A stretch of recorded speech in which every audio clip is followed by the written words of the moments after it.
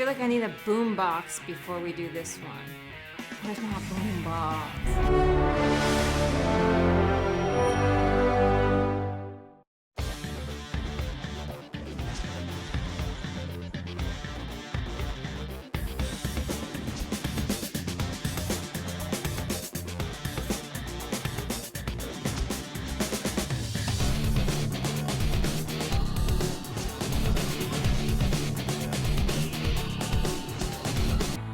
Hey, it's Jessica Sitomer, the Green Light Coach, and I help you get more work, better work, or different work. And you are watching Just Gets Real. In Say Anything, John Cusack gives his heart. And what does he get in return? A pen. She gave me a pen. She gave me my heart, she gave me a pen. Rejection sucks. We're getting real here, right? It does. It sucks. No one likes it. Not in a relationship, not in a friendship, not from family members, and not in your work. And you would think being rejected for a job would be much worse than being rejected when you call someone on the phone and ask for some advice. But no, they both pretty much feel the same. Awful. For me, it's a feeling of being punched in the gut.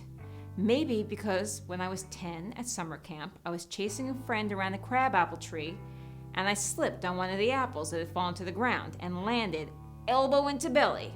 And for the first time in my life, I had experienced having the wind knocked out of me. Now, as a child, I had no idea what was going on, except that I couldn't breathe.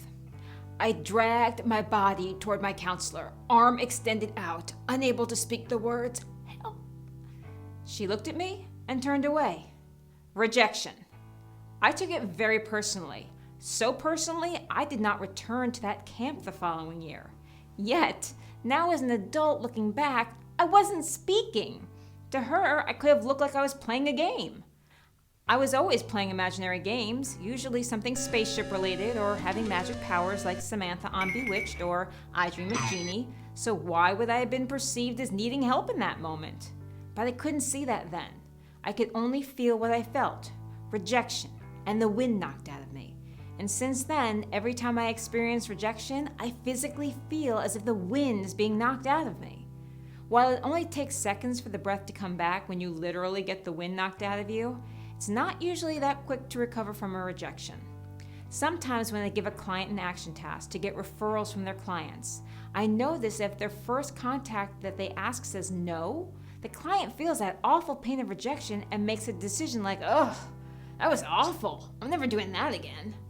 Which could be detrimental not only to their progress but to their career.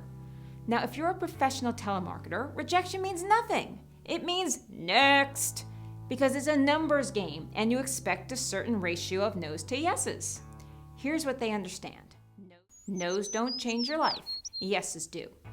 If you submit yourself for a job or ask someone to introduce you to their work colleague and you get a no, your life has not changed. You don't look any different, you are no less successful, you are exactly where you were before you put yourself out there. And while you may feel like you got the wind knocked out of you, it will return in seconds if you allow it. If your reaction to rejection paralyzes you from taking more action, or if it chips away at your self-esteem, that's when it becomes a problem. When my counselor rejected me, I took it personally. That became a problem. If you want to be successful, you can't take rejection personally. Instead, get curious about the rejection. Analyze the conversation where you asked for the referral. Were you professional? Was it clear why you were asking for the referral? And if so, did you want the referral for a reason that you could get a yes? In other words, if someone I know asked me for a referral to a friend of mine who has a show because they want him to hire them as a staff writer, I would have to say no. Why? Because I don't want to put my showrunner friend in the position to have to say no to a stranger. When you analyze your conversation, you can figure out something that you can do differently on the next conversation. And with each conversation, you get better and better at asking for what you want. Now, if you analyze it and you feel like you've done everything right, then don't take the rejection personally.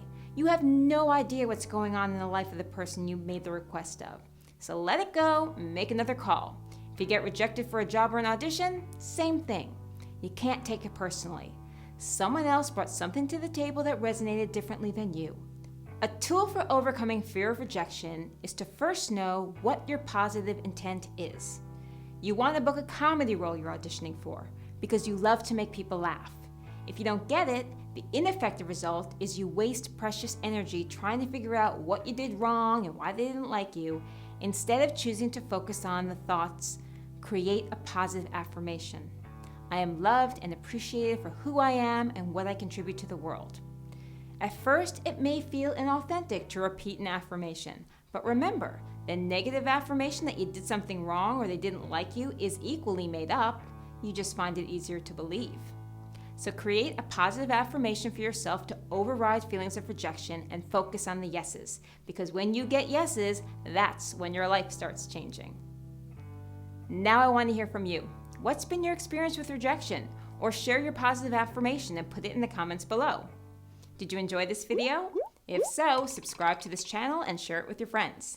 And if you want even more insights and to keep up with where I am and when I'm speaking, go over to thegreenlightcoach.com and sign up for my newsletter. And remember, you are a piece of the puzzle that makes entertainment, and entertainment moves the world, so the world needs you. He